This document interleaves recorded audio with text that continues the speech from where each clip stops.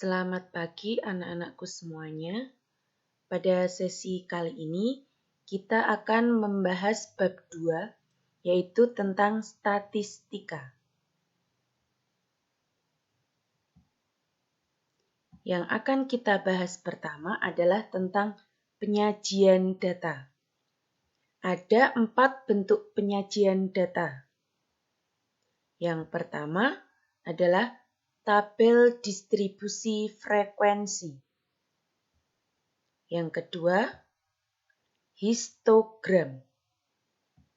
Yang ketiga, poligon. Dan yang terakhir, ogive. Ogive dibedakan menjadi 2, yaitu ogive positif dan ogive negatif. Pada sesi kali ini, kita akan membahas tentang tabel distribusi frekuensi.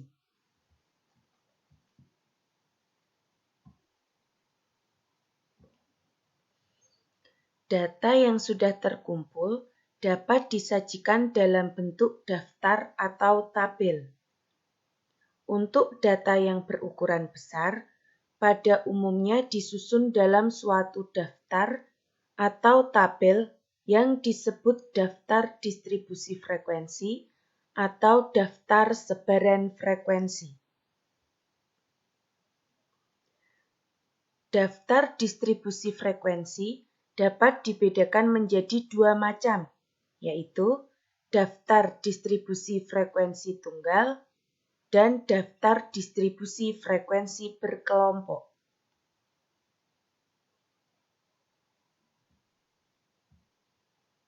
Yang pertama, kita akan membahas distribusi frekuensi tunggal. Daftar distribusi frekuensi tunggal adalah suatu daftar distribusi frekuensi yang disusun sedemikian rupa sehingga dapat diketahui secara langsung frekuensi setiap datum. Contoh, percobaan melempar sebuah dadu sebanyak 30 kali diperoleh data permukaan yang muncul sebagai berikut. Nah, ini adalah data yang muncul dari percobaan melempar sebuah dadu sebanyak 30 kali. Dari contoh tadi, kita akan membuat tabel distribusi frekuensinya.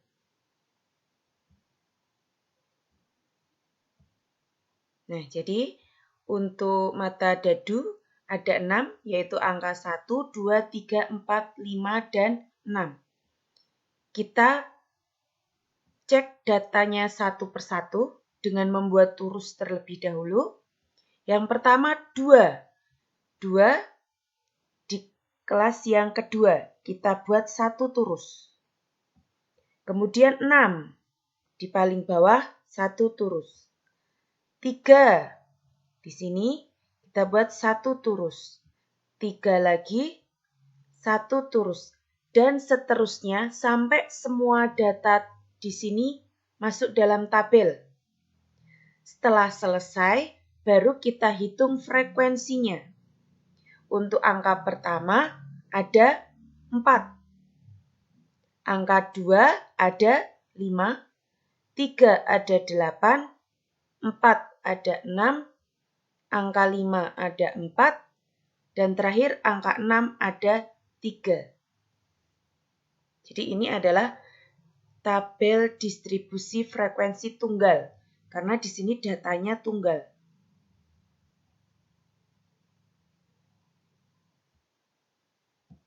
Kita lanjutkan, yang kedua adalah distribusi frekuensi berkelompok.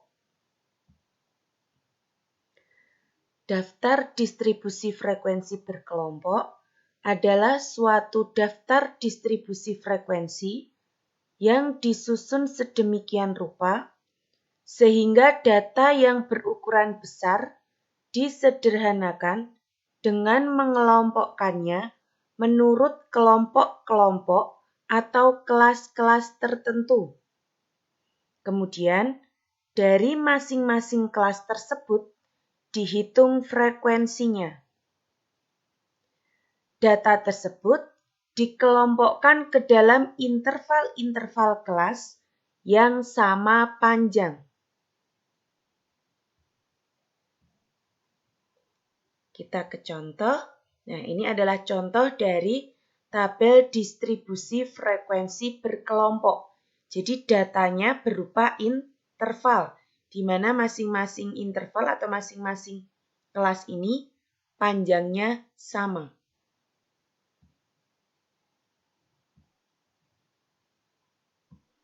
Ada beberapa istilah yang terdapat pada tabel distribusi frekuensi kelompok.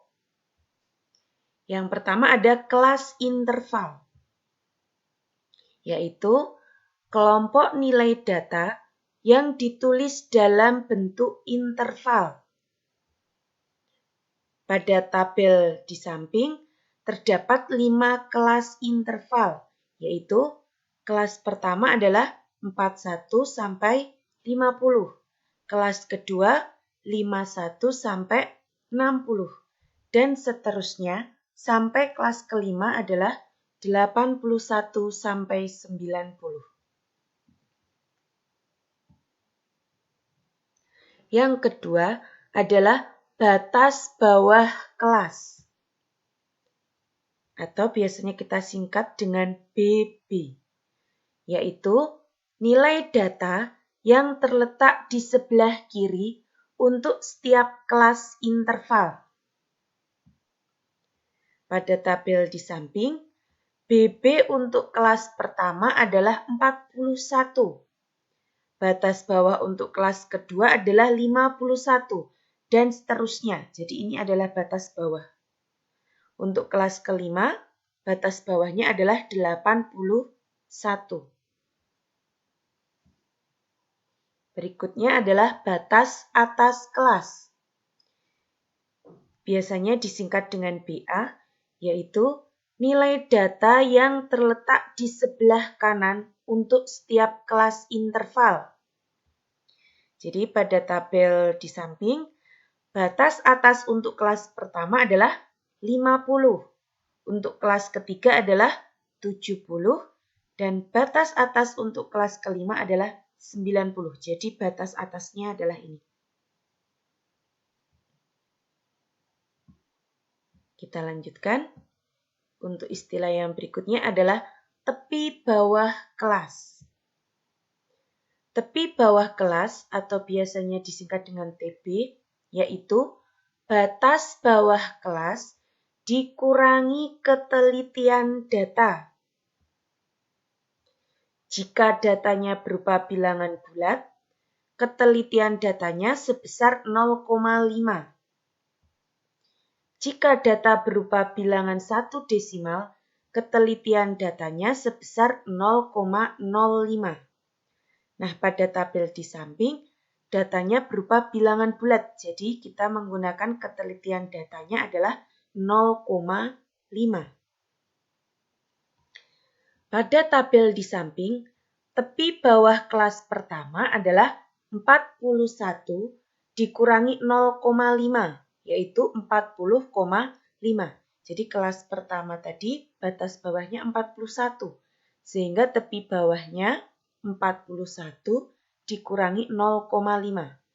Untuk kelas kedua, batas bawahnya 51, sehingga tepi bawah kelas kedua adalah 51 dikurangi 0,5, yaitu 50,5, dan seterusnya. Berikutnya adalah tepi atas kelas. Tepi atas kelas atau biasanya kita singkat dengan TA, yaitu batas atas kelas ditambah ketelitian data. Pada tabel di samping, tepi atas kelas pertama adalah 50 ditambah 0,5 sama dengan 50,5. Tepi atas kelas kedua adalah batas atasnya 60, sehingga 60 ditambah 0,5 sama dengan 60,5. dan seterusnya. Jadi kalau tepi bawah tadi diperoleh dari batas bawah dikurangi ketelitian data, sedangkan tepi atas, batas atas ditambah ketelitian data.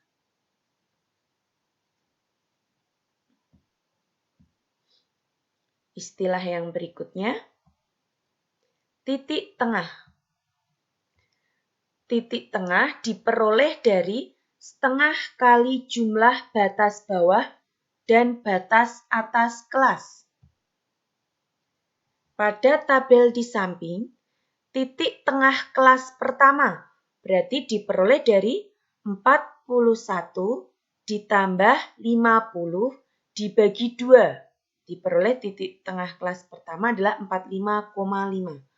Untuk titik tengah kelas kedua dari 51 ditambah 60 dibagi 2, yaitu 55,5 dan seterusnya. Yang terakhir adalah panjang kelas. Panjang kelas diperoleh dari selisih antara tepi bawah dan tepi atas kelas. Jadi panjang kelas dari masing-masing kelas ini pada tabel distribusi frekuensi berkelompok adalah sama. Jadi kita cukup mengambil atau menghitung salah satu kelas saja. Misal untuk kelas yang pertama, tadi tepi atasnya adalah 50,5, tepi bawahnya adalah 40,5. Sehingga panjang kelasnya adalah 10. Jadi dari kelas pertama, kedua, ketiga, keempat, kelima, panjang kelasnya sama, yaitu 10.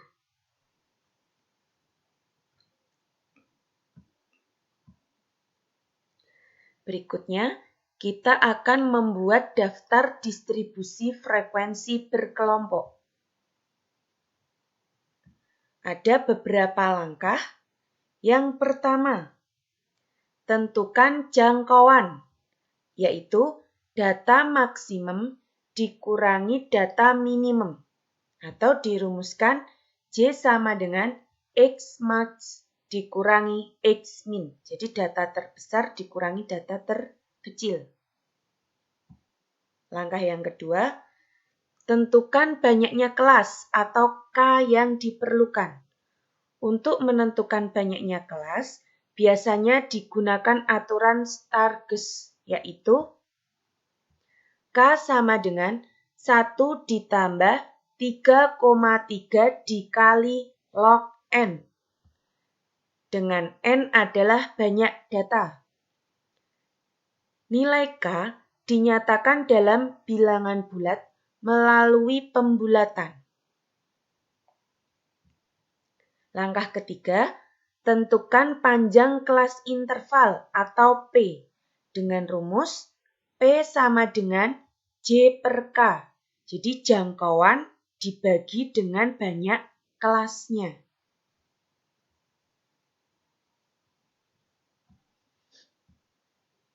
Langkah berikutnya, pilihlah batas bawah kelas pertama dengan mengambil datum terkecil atau bilangan lain yang lebih kecil daripada datum terkecil, tetapi selisihnya dengan datum terkecil kurang dari panjang kelas.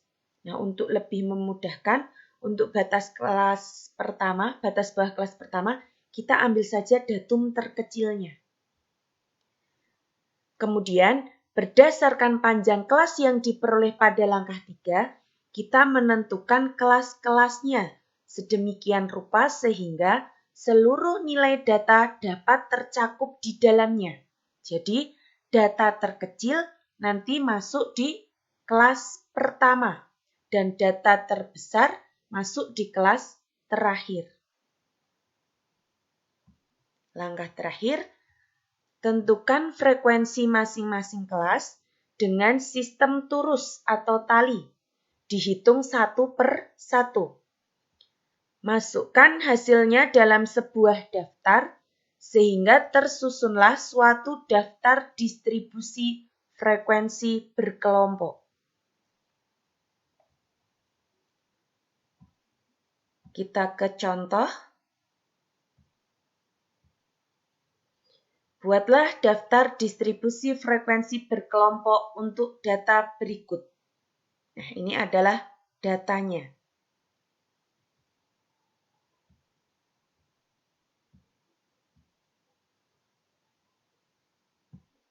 Penyelesaiannya, kita hitung dulu banyak data. Jadi banyak datanya ada 44. Yang berikutnya adalah kita cari data terkecil dan data terbesar. Data terkecilnya 20 dan data terbesarnya adalah 95. Kemudian kita ke langkah-langkahnya. Yang pertama adalah kita mencari jangkauan. Jangkauan diperoleh dari data terbesar dikurangi data terkecil. 95 dikurangi 20, kita peroleh jangkauannya adalah 75. Yang kedua, kita mencari banyak kelas. Dengan rumus K sama dengan 1 plus 3,3 dikali log N. N tadi adalah 44, sehingga kita peroleh 1 ditambah 3,3 dikali log 44. Untuk mencari nilai log 44, kalian bisa menggunakan tabel logaritma atau menggunakan kalkulator. Nah, di sini diperoleh dengan tabel atau kalkulator, log 44 adalah 1,6435. Sehingga diperoleh hasilnya K adalah 6,42. Karena banyak kelas itu tidak koma, kita bulatkan menjadi 6.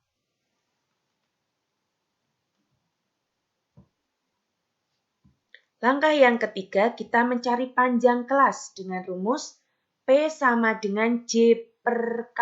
J dibagi K. J tadi 75, K-nya 6. Sehingga kita peroleh panjang kelasnya adalah 12,5.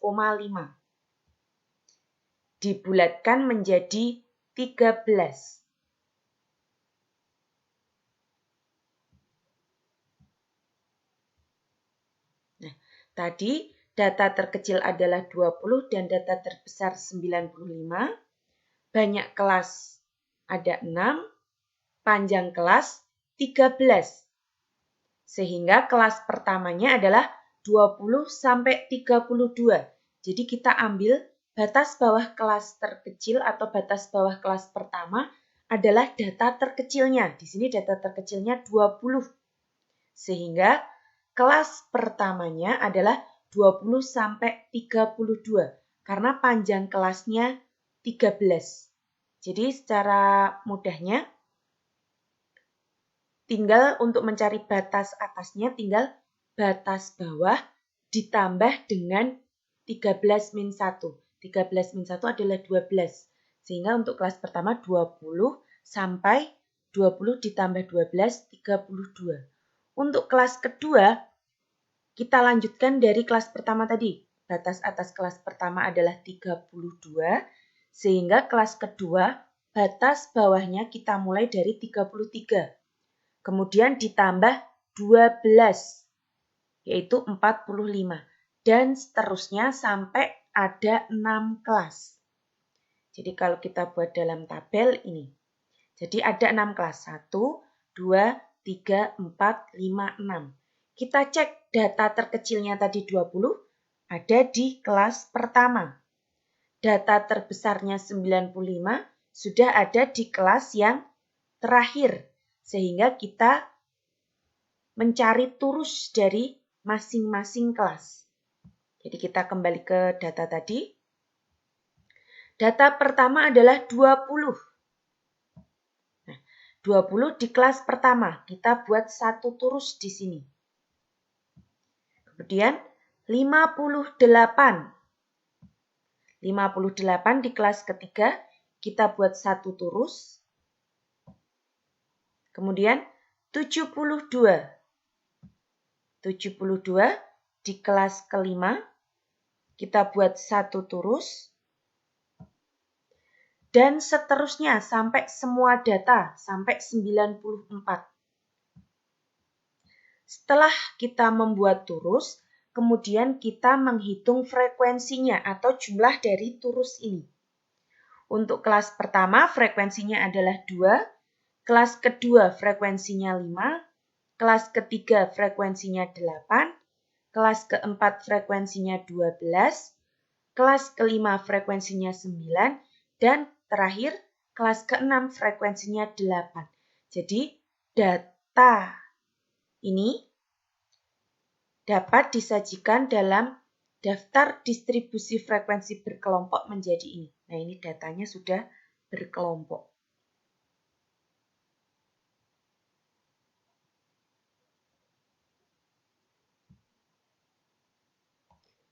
Demikian yang kita pelajari pada sesi kali ini, yaitu tentang tabel distribusi frekuensi tunggal dan berkelompok. Untuk penyajian data yang lain akan kita pelajari pada sesi berikutnya. Selamat belajar dan tetap semangat ya!